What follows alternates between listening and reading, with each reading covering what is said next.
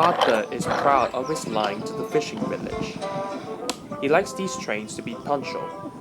If not delivered on time, the fish could go off, and that would never do.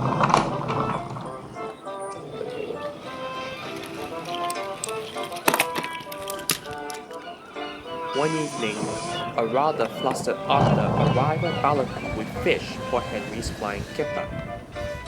"What is bothering you, Arthur?" asked Henry. "Clarence," gritted Arthur. "Say no more." In the middle of Arthur's train stood Clarence, the oldest van in the village. His frames were rusted, his wheels creaked, and his mustache smelled upright. He was well-mannered and kept the other vans in line. The fishermen were fond of him, and so was Arthur, except when he dawdled. I have a lot to say about him.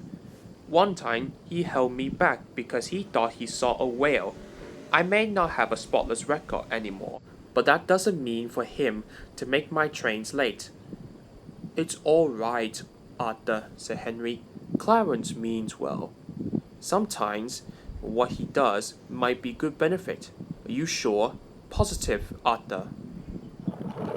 On their way back to the village, it began to rain.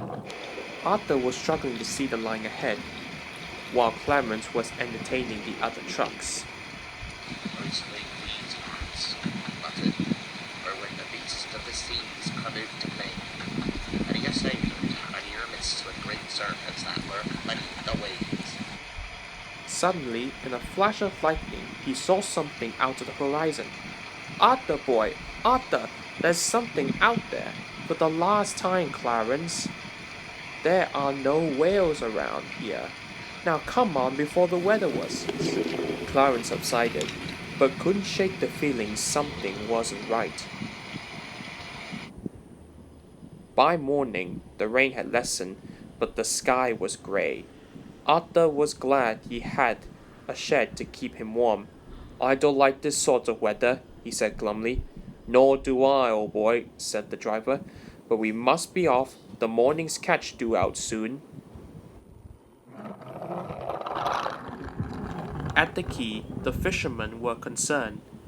"We were expecting a big haul this morning, but the boat from the mainland has not come. Just you and Clarence today, Arthur."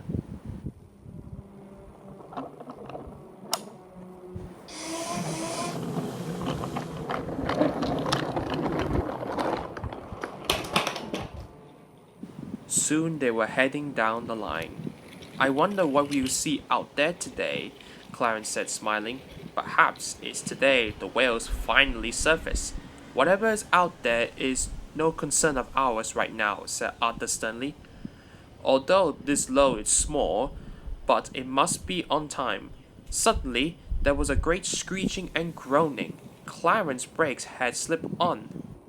Arthur grind to a halt. "Not now, Clarence! Arthur, look out there!" Arthur gazed across the water and was surprised. "Is that a whale? Can it? No! It's a fishing boat," said Clarence. Indeed it was, but it was overturned, and the sailors were stranded on top of its side. "We must help them!" shouted Arthur. They ran quickly to the signal box and raised the alarm. Soon Captain and the Coast Guard rescued the sailors and brought them to dry land at the fishing village.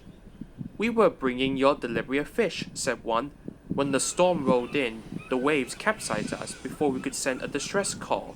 Thank you for rescuing us." "No problem at all," replied Arthur's driver, "but we better hurry. What little fish we have will be a late delivery." Arthur hurried along the line. Much to his relief, Clarence didn't dawdle anymore. At Ballyhoo, the fat controller was waiting for him. "I'm sorry we are late, sir," began Arthur. "Don't worry," smiled the fat controller. "I heard all about it and I'm proud of you, Arthur." "Thank you, sir," he smiled. "But it was Clarence who spotted them. He is very useful, Van." "Ah, thanks, Arthur. It was nothing." Then the fat controller looked at Clarence's weathery wood and rusty frames. A job well done deserves an award. After unloading these fish, I want you, Arthur, to take Clarence straight to the works for a complete overhaul.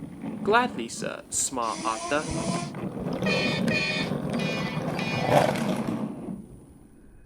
Clarence was delighted. He was given new wheels, shiny frames, and a fresh coat of paint. Now he's the smartest fan at the key. He still dawdles from time to time, but Arthur knows he's just keeping a watchful eye, even if he's mostly looking for creatures of the deep.